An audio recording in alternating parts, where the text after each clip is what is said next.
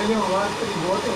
हरे कृष्णा हरे कृष्णा कृष्ण कृष्णा हरे हरे, हरे राम राम राम हरे। गुरु महाराज श्री भक्तिपाद की जय, गुरु महाराज श्री प्रभुपाद की जय, और सुंदर महाप्रभु की जय, जगन्नाथ सुभद्रा बलदेव की जय। और हरि बोल। हरे कृष्णा। आज हम कुंती महारानी की प्रार्थना के विषय में हम पढ़ रहे थे। जैसे कि पिछले श्लोकों में कुंती महारानी ने कहा कि हे प्रभु, आपकी लीलाएं इतनी विचित्र है, इतनी हैरान कुन है कि कोई भी व्यक्ति अपनी समझ से आपको नहीं पहचान सकता, क्योंकि आपकी लीलाएं पूरा मनुष्य की तरह लगती है, लेकिन वास्तविक में वो मनुष्य की तरह नहीं होती है। आज के श्लोक में कुंती महारानी और आगे बताती है कि हे कायनात की आत्मा, हे प्रभु, आप एक पूर्ण आत्मा अगर है तो वो आप है।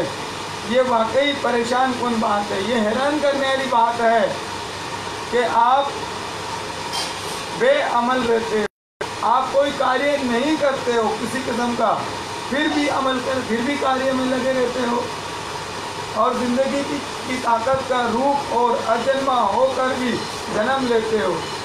आप इस जिंदगी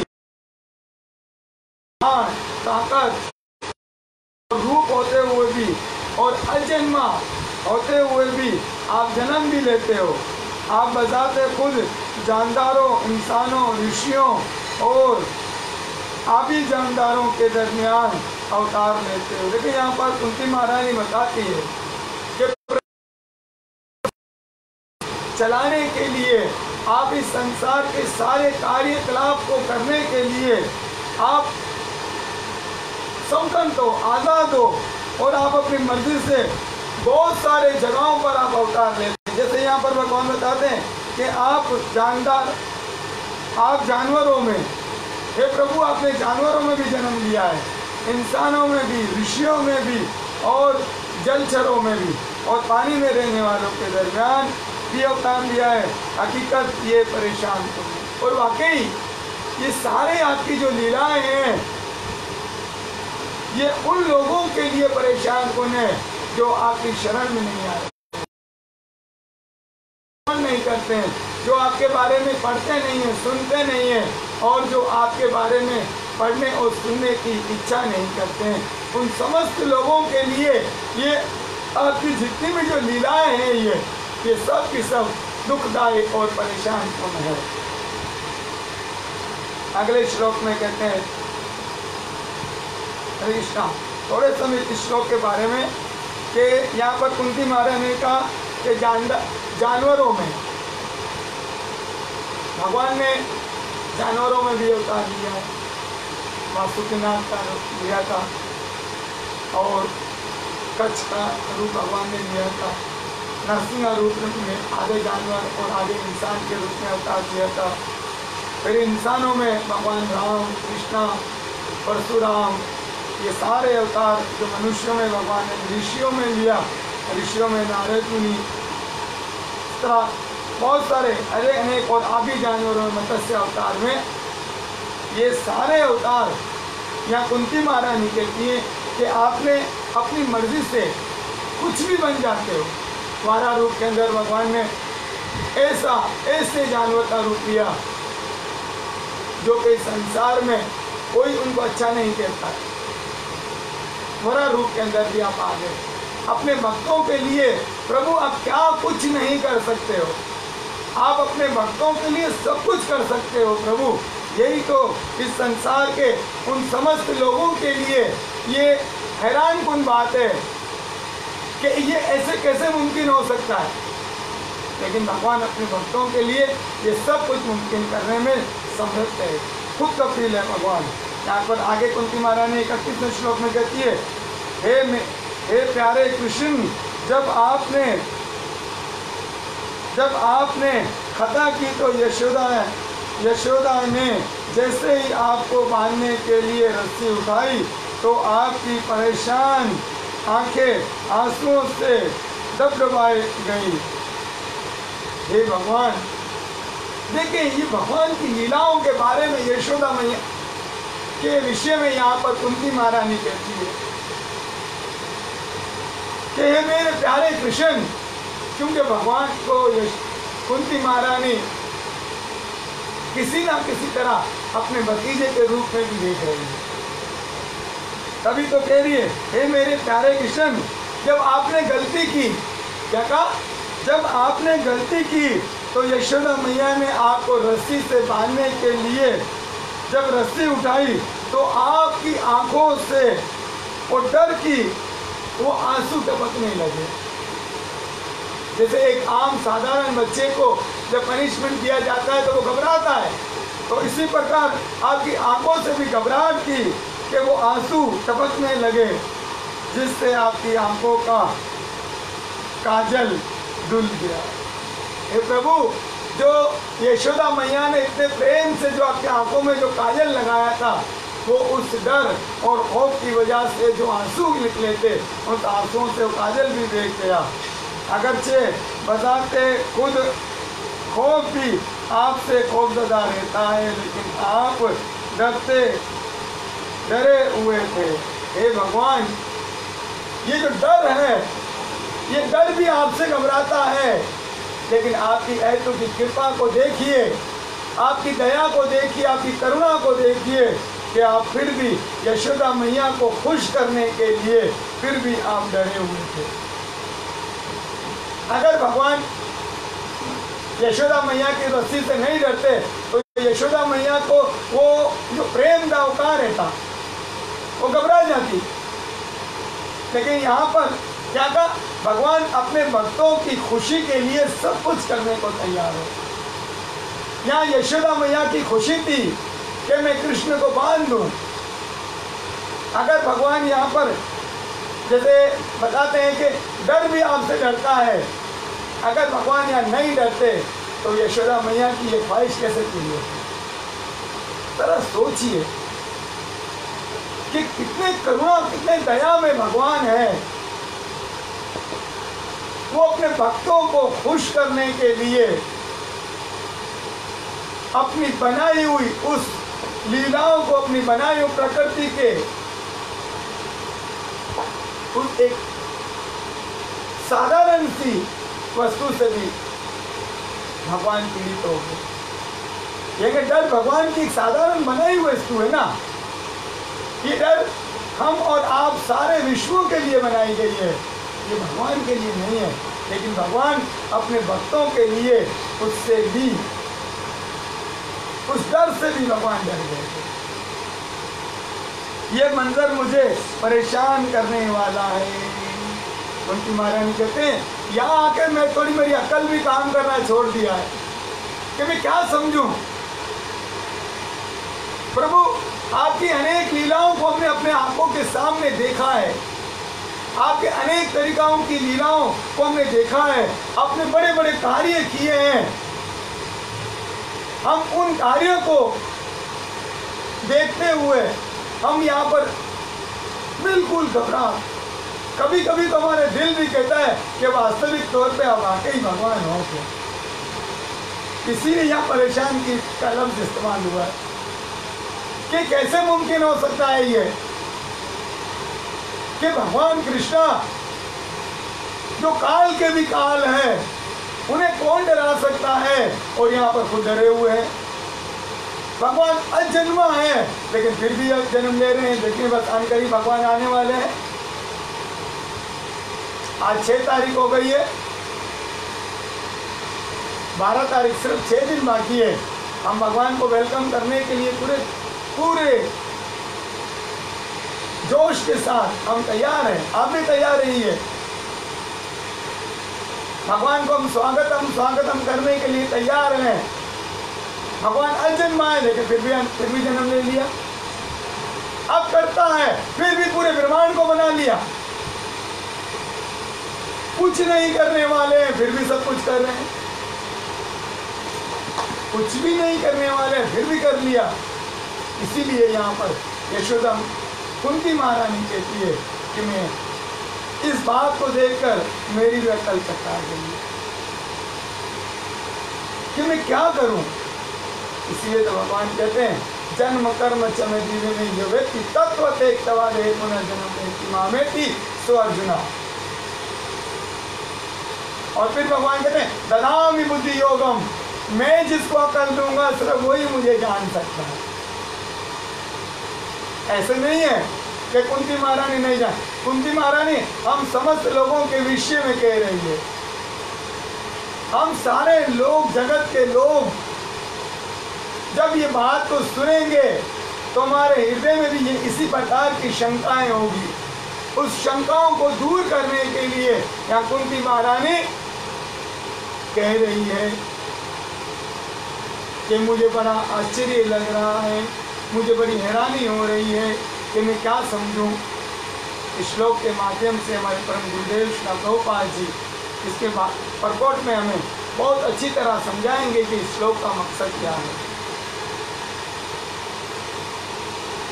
श्री प्रभुपाद जी कहते हैं कि यहाँ पर भगवान की लीलाओं से पैदाशुदा हैरानगी की दूसरी वजाहत दी जा रही है। एक और दूसरी मिसाल दी जा रही है कि भगवान के अवतार लेने के विषय में यहाँ पर दूसरी एक बहुत ज़्यादा हैरानगी की एक मिसाल दी जा रही है। भगवान तो तमाम सूरत हाल में मालिक आज़म परमेश्वर है, जैसा कि इस वजाहत की जा चुकी है, जैसा कि इस बात को बताया जा चुका है कि भगवान तो पूरे विश्व के, पूरे ब्रह्मांड के मालिक है। इस मिसाल में भगवान परमेश्वर होने के साथ ही अपने शुद्ध भक्तों की मौजूदगी में खेल भी रहे हैं। श्री प्रभुपाद जी ने कह दिया कि भगवान पूरे विश्व के मालिक तो है, लेकिन साथ साथ भगवान अपने भक्तों के साथ खेलते हैं, उनकी इच्छाओं को भी पूर्ण करते हैं। भगवान शुद्ध भक्त खालिस प्रेम के सबब ही सेवा करते हैं। भगवान का शुद्ध भक्त, जो भगवान के जो शुद्ध भक्त होते हैं, वो खालिस प्रेम की वजह से भगवान की सेवा कर पाता है। यानी कि अगर हमारे अंदर शुद्ध प्रेम नहीं होगा तो हम भगवान की सेवा को भी नहीं कर सकते हैं। इस तरह सेवा करते हुए वो परमेश्वर की हैसियत को भूल जाता है। परमेश्वर भी अपने भक्तों की प्रेम भक्ति को इनायत शौक से इसे कबूल करते हैं।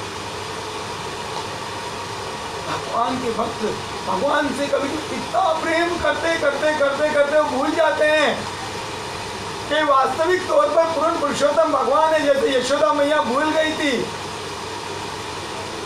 कि ये तो पार ब्रह्म परमेश्वर है।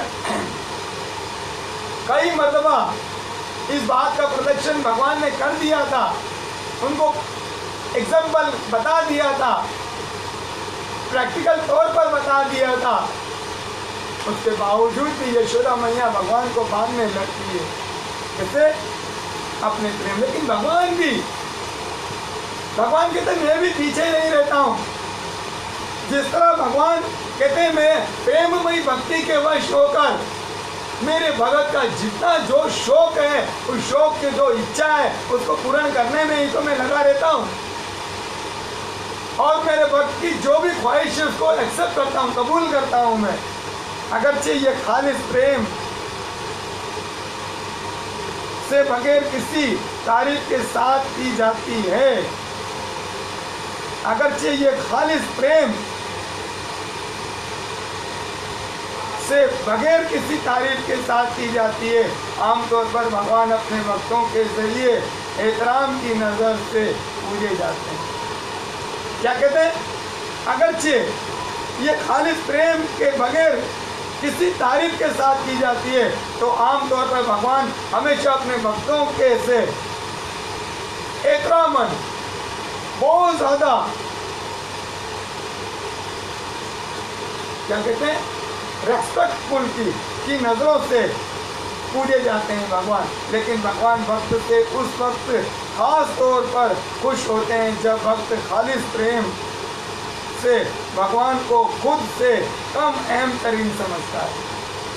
क्या कहते हैं?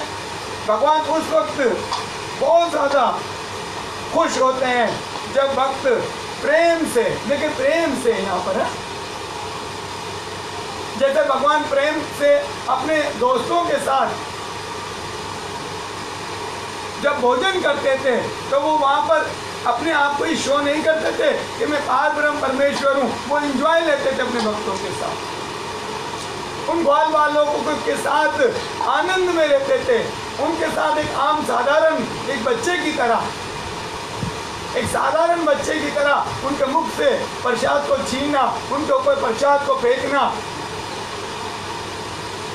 हर वो कार्य जो एक साधारण बच्चा करता है और वो इसी तरह करने लगते हैं। और कहते हैं कि जब भक्त खालिस प्रेम से भगवान को खुद से अहम तरीन समझता है, असल परम धाम गौलोक वृंदावन में भगवान की तमाम लीलाएं इसी जोश व वरबले से मुबादिल होती है। और यही वो सारी जो असल में जो लीलाएं हैं भगवान की, ये वृंदावन के अंदर हमेशा इसी तरह जोश और वरबले के साथ मनाई जाती है, इंजॉयमेंट किया जाता है। भगवान श्री कृष्ण के दोस्त इन्हें अपने बराबर ही मानते हैं, इसीलिए तो भगवान अपने जब लीलाएं करते हैं तो वो थोड़ी देर के लिए भूल जाते हैं कि मैं भगवान हूँ। इसीलिए तो भगवान अपने भक्तों को आनंद देने के लिए, और भगवान स्वयं भी उन भक्तों के साथ आनंद भी लेते हैं। भगवान जिस तरह भक्त भगवान को खुश करने के लिए कार्य करते हैं, इसी तरह भगवान भी पुण्य अपने भक्तों, मेरे भक्त किस तरह खुश होते हैं वो सारे लीलाएं करते हैं। देखिए भगवान जब बाल लीलाएं करते थे, तो जब भगवान किसी भक्त को कहते थे अब मैं आपके ऊपर बैठूंगा, तो भक्त कहते आप बैठें, और जब वो भक्त लोग कहते हैं अब कृष्णा मैं आपके ऊपर बैठूंगा, तब भगवान कहते थे वेलकम। भगवान कहते हैं वेलकम, क्योंकि वो मेरे भक्त की खुशी है। भगवान अपने भक्तों के लिए सब कुछ कर सकते हैं। अपना मान टले टल जाए, भक्त का मान ना करते देखा, प्रभु को नियम बदलते देखा। या भगवान अपने बनाए हुए नियमों को भी बदल देते हैं अपने भक्तों के लिए। इसीलिए मेरे प्यारे भाइयों, दोस्तों, मित्रों, कभी भी भगवान के भक्तों को ऐसा कोई कार्य मत करना कि भगवान के भक्त रूठ जाए, कि भगवान के भक्त आपसे नाराज हो जाएं, कि आपसे अनिहास जाने या अनजाने में कोई भगवान के भक्त का अपराध हो जाए। इस अपराध से सदा सदा के लिए बचना, क्योंकि इस अपराध के लिए भगवान कहते हैं इसके लिए मेरे पास कोई क्षमा है ही नहीं, इसके लिए मेरे पास क्षमा नहीं। देखें यह भगवान इतना कुछ अथॉरिटी दे दिया कि मेरे बराबर भगवान ने उस भक्त को स्वीकार कर लिया। वो उन्हें काबिल एहतराम नहीं मानते, और फिर वो जब बराबरी की सतह पर होते, जैसे मैंने अभी मिसाल दी थी, दोस्तों के साथ खेलते हैं, फिर वो बराबर समझते, वो थोड़ी समझते थे कि कृष्णा पार ब्रह्म परमेश्वर है। भगवान के वालिदैन ये शुद्ध भक्त होते हैं, इन्हें सिर्फ बच्चा मानते थे। देखिए जैसे भगवान के जहाँ भगवान ने अवतार लिया, भगवान राम के रूप में देख लें, और भी रूप में देख लें, कि भगवान के साथ जो उनके माता और पिता जो थे वो कोई आम नहीं थे, वो पूर्ण शुद्ध भक्ति के वजह से भगवान उनके घर में पुत्र बन के आते हैं, और वो भगवान को अपना एक आम साधारण पुत्रों की तरह मानते थे। जैसे आम व्यक्ति, आम मनुष्य अपने पुत्रों से प्रेम करते हैं, इसी तरह वो करते थे। भगवान अपने वालिदैन की डांट को वैदिक मंत्रों के जरिए कई तारीखों से बढ़कर पुरमुस्तरद मान। देखें श्रील प्रभुपाद जी कहते हैं जब भगवान को उनके माता पिता डांटते थे, तो भगवान उस डांट को कई वेदों में जो बताई गई स्तुतियां हैं, प्रार्थनाएं हैं, उन सबों से उत्तम मानते थे कि सारी मेरे लिए, जिस तरह एक भक्त भगवान को प्राप्त करने के लिए भगवान की स्तुति करते हैं, जैसे भगवान अगर हमें दर्शन देते हैं तो फौरन हम भगवान की तारीफ करने के लिए लग जाएंगे, स्तुति गाने के लिए लग जाएंगे। भगवान कहते हैं जो मेरे पिता माता जो मुझे डांटते हैं वो मेरे लिए एक स्तुति से कम नहीं है। मैं इससे बहुत ज़्यादा खुश होता हूँ, आनंद लेता हूँ। पूर्ण मुस्तरद मानते हैं, आनंद की वो घड़ी मानते हैं। इसी तरह वो अपनी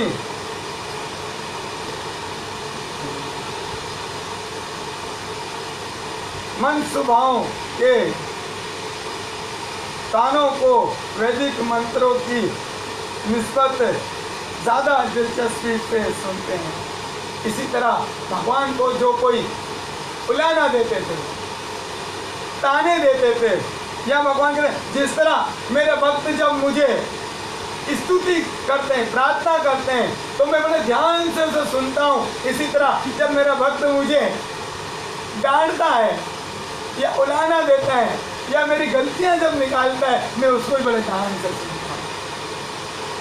है भगवान की तरह कोई प्रेम? है कोई भगवान की तरह हमसे प्रेम करने वाला? कितने दयालु है, कितने कृपालु है भगवान, कि वो अपने भक्तों से कितना प्रेम करते हैं। इस बात को जरा ध्यान दीजिए।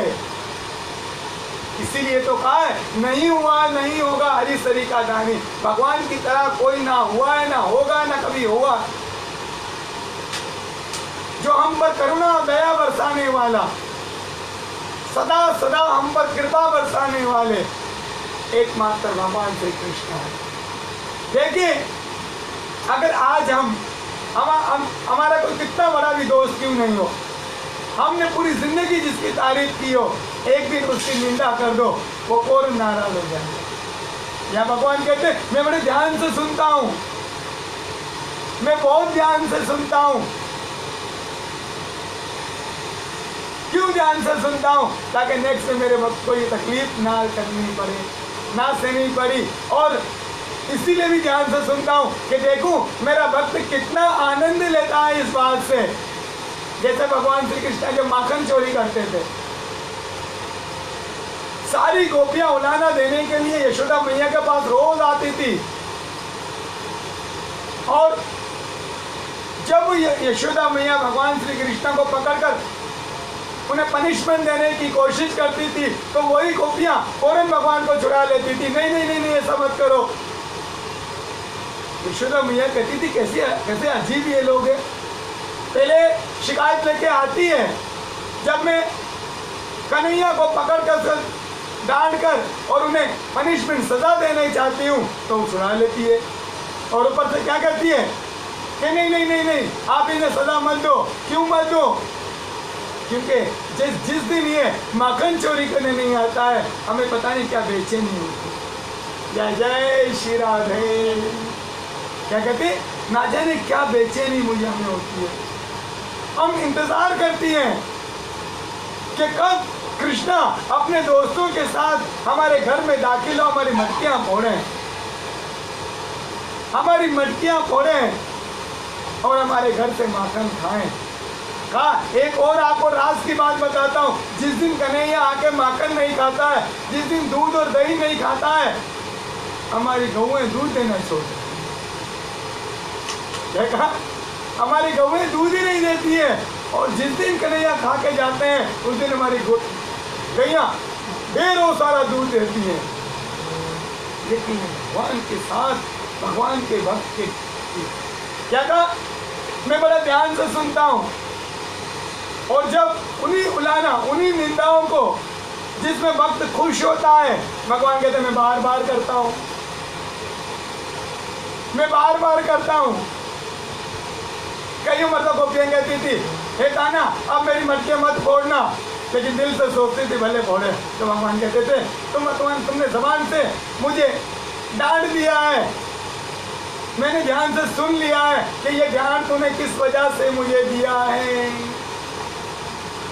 तो भगवान फिर भी वो कार्य करते।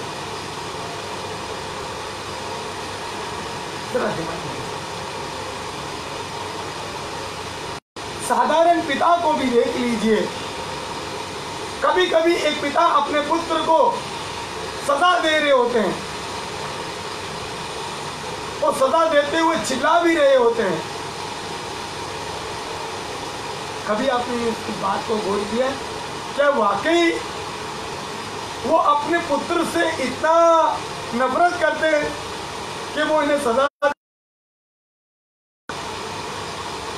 जैसे यशोदा मैया जब भगवान को बांध रही थी तो साथ साथ रो रही थी, साथ साथ रो रही थी। क्यों? हे कान्हा, तू इतना प्यारा है, तू इतनी मस्ती मत करना कि मुझे ये बांधना पड़े तुझे। क्या कहा? तू इतनी मस्तियां, तू इतनी उलायना क्यों लेकर आता है? इतने लोगों की क्या कहते हैं, शिकायतें तू क्यों लेकर आता है कि मुझे तुझे तकलीफ देनी पड़े? तौर पर ये मैं तुझे तकलीफ नहीं दे रही हूँ, इससे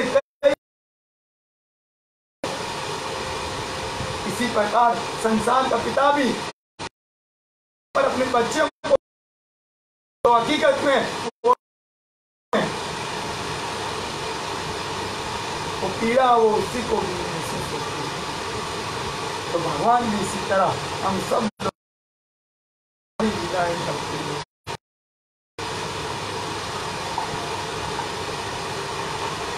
जब भगवान श्री कृष्ण गौलोक वृंदावन की रूहानी दुनिया की अवधि लीलाओं से इस दुनिया में आम लोगों को कशिश करने के लिए के मकसद से मौजूद थे, तो वो अपनी परवरिश करने वाली माँ यशोदा के सामने मुनफरिद आजाना मंजर पेश करते रहते हैं। जब भगवान श्री कृष्ण गौलोक वृंदावन में अपनी दिव्य लीलाओं के साथ लीलाएं करते हैं तो उन दिव्य लीलाओं के साथ जब इस धरा धाम पर आते हैं और इस दुनिया में आम लोगों को अपने तरफ आकर्षित करते, कशिश करने के मकसद से मौजूद थे, तो वो अपने जो उनको पालने वाले माता पिता थे यशोदा मैया के सामने बहुत सारे हैरत अंगेज मनाजिर को पेश करते रहते थे और अपनी बचकाना हरकतों से यशोदा माता के जरिए जमाशुदा मक्खन की मट्टी को तोड़कर उसका तमाम मक्खन खराब कर देते थे। ये वही बात जो अभी हमने आपको बताया था कि जब यशोदा मैया के सामने पड़ा हुआ बहुत सारा जो माखन है और उस मटकी को जब तोड़ते थे और खराब कर देते थे और उससे अपने दोस्तों के साथ सबको वृंदावन के मशहूर और बंदरों को भी बांट देते थे। दोस्तों के साथ साथ वृंदावन के जितने भी जो बंदर वगैरह थे उन सबको बांट देते थे। ये वो सब भगवान की इस तेज दिली का फायदा उठाते थे, भगवान की इस करुणा का ये सब लोग फायदा उठाते थे, भगवान की दया का ये सब लोग आनंद लेते थे। जब माता यशोदा देखती तो वो शुद्ध प्रेम के सबब इस रूहानी बच्चे को अपनी रूहानी सदा का दिखावा करती। जब इस तरह इस दिव्य पुत्र के दिव्य जो दंड देने का एकमात्र सिर्फ दिखावा होता था, वो रस्सी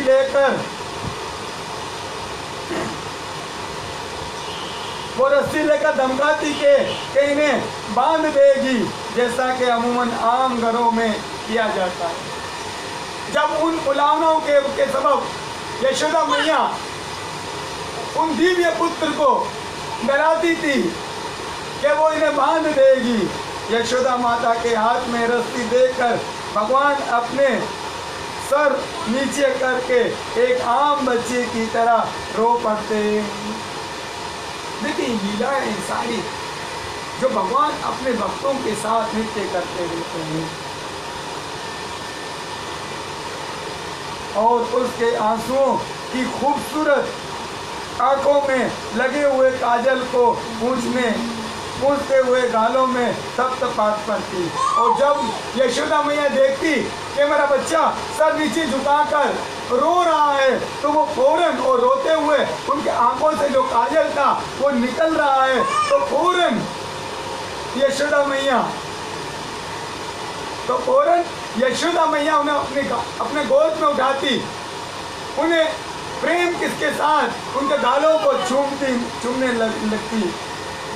कुंती देवी ने भगवान की इस रूप की पूजा की है, और कुंती महारानी ने यहाँ पर भगवान के उसी दृश्य की पूजा की है, उसी रूप की पूजा की जिसकी अभी इस श्लोक में कुंती महारानी ने कहा, क्योंकि वो उनकी आला हैसियत से वाकिफ थी, जिनसे बजाते खुद खौफ भी खौफजदा रहता था। क्योंकि कुंती महारानी भगवान की शक्तियों को जानती थी कि किस तरह डर भी भगवान से डरता है। वो अपनी माता से खौफजदा है क्योंकि वो इन्हें आम तरीके से सदा देना चाह रही थी।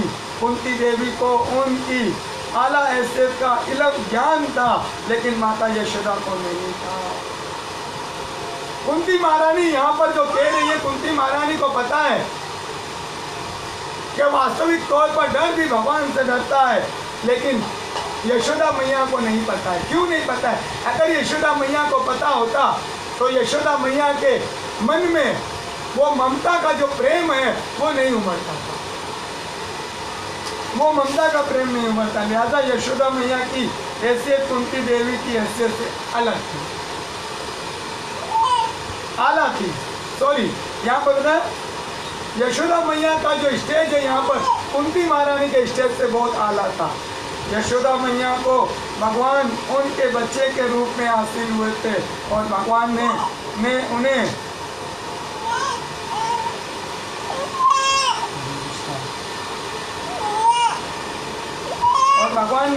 इन्हें बुलवा दिया था कि उनका बच्चा बताते खुद भगवान है।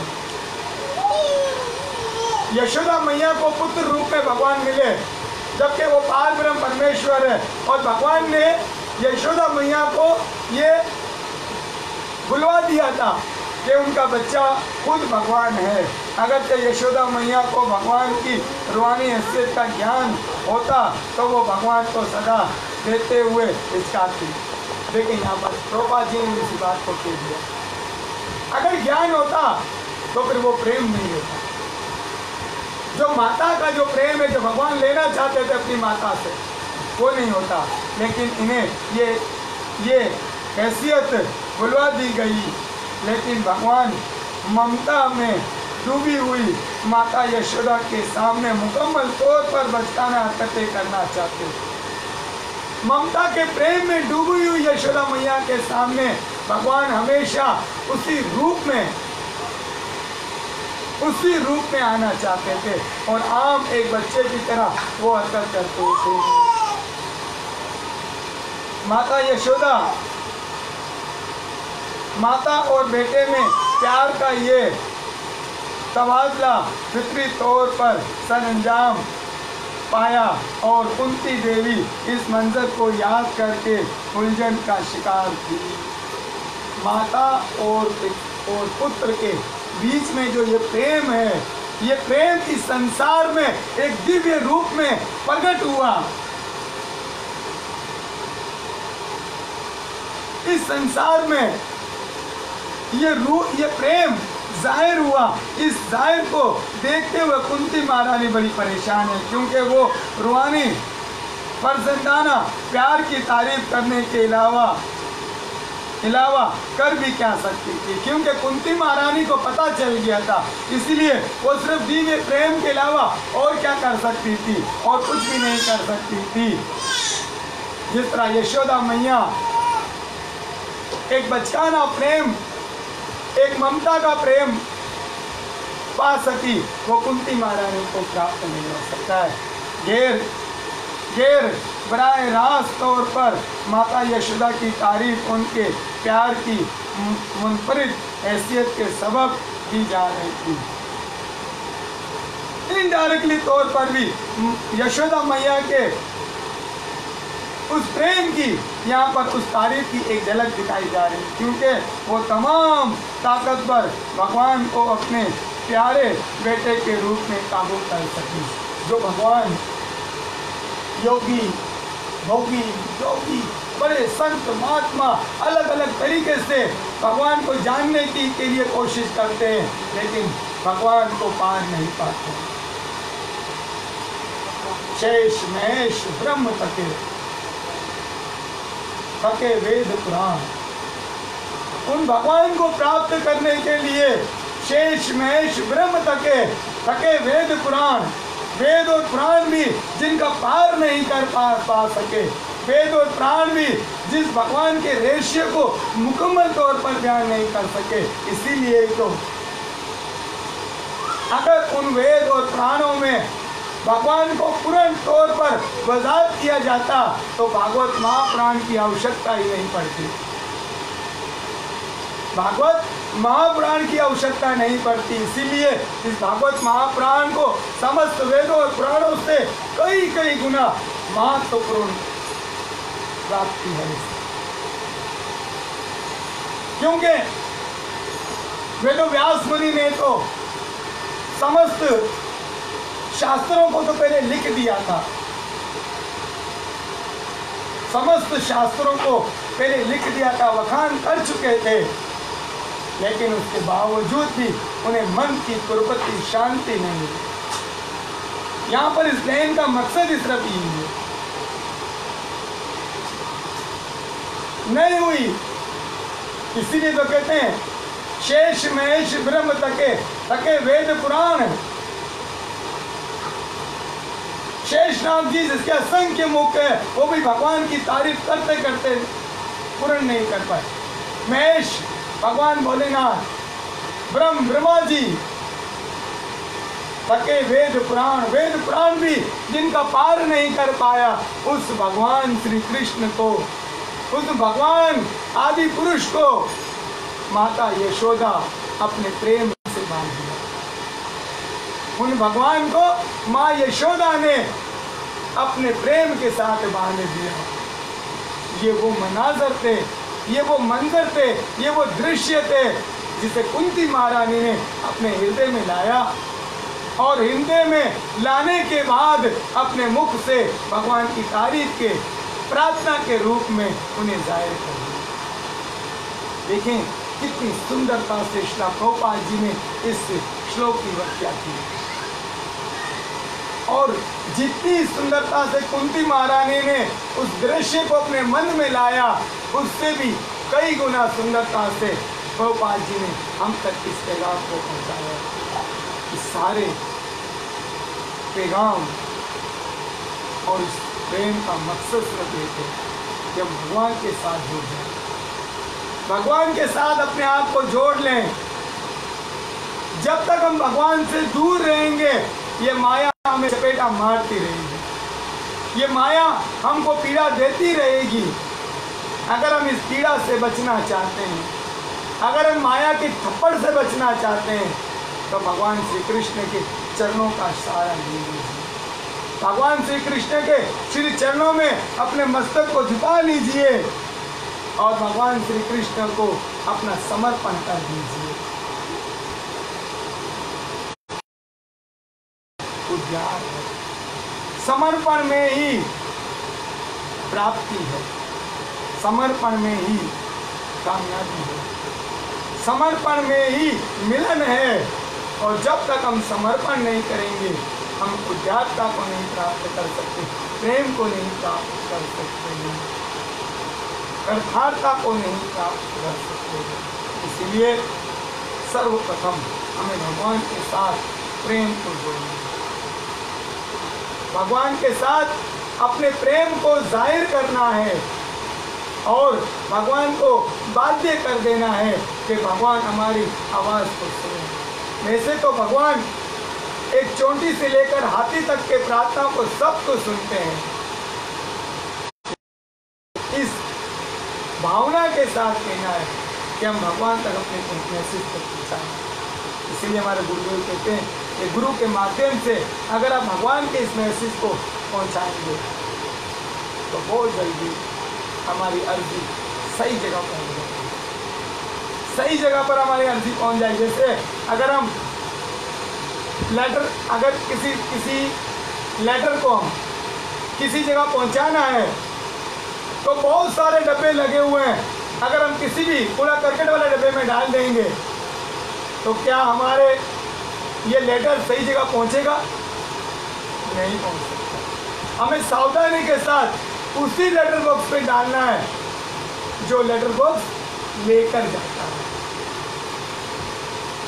इसी प्रकार हमें भी अपनी अर्जी को सही मानों में सही जगह पर लेके जाना है, और वो हमारे गुरुदेव के माध्यम से हम इस लेटर को भगवान तक अपनी अर्जी पहुंचाएंगे तो भगवान बहुत जल्दी इस अर्जी को ना सिर्फ सुनेंगे बल्कि भगवान उसे कबूल भी कर लेंगे, भगवान उसे कबूल भी कर लेंगे। इसीलिए भगवान तक हमारी अर्जी पहुंचाने का हमारे गुरुदेव श्री भक्तिपाल जी ने जो हमें तरीका बताया है वो का है चैंट हरे कृष्णा एंड। आप भी लीजिए, भगवान श्री कृष्ण का नाम लीजिए, हरे कृष्णा महामंत्र को जपिए और अपनी अर्जी को भगवान तक पहुंचाइए, अपनी प्रार्थना को भगवान तक पहुंचाइए। आए हम सब मिलकर कुंती महारानी की तरह हम अपनी भी प्रार्थना को भगवान के श्री चरणों में समर्पण करते हैं कि भगवान हमारी प्रार्थनाओं को भी स्वीकार करें। हरे कृष्णा कृष्ण कृष्ण हरे हरे, हरे राम राम राम हरे हरे। और गुरु महाराज श्री भक्तिपाद की जय, गुरु महाराज श्री प्रभुपाद की जय, कुंती महारानी की जय, यशोदा मैया की जय, बाल कृष्ण गोपाल की जय, निताय गौर ब्रह्मानंद। हरे कृष्ण।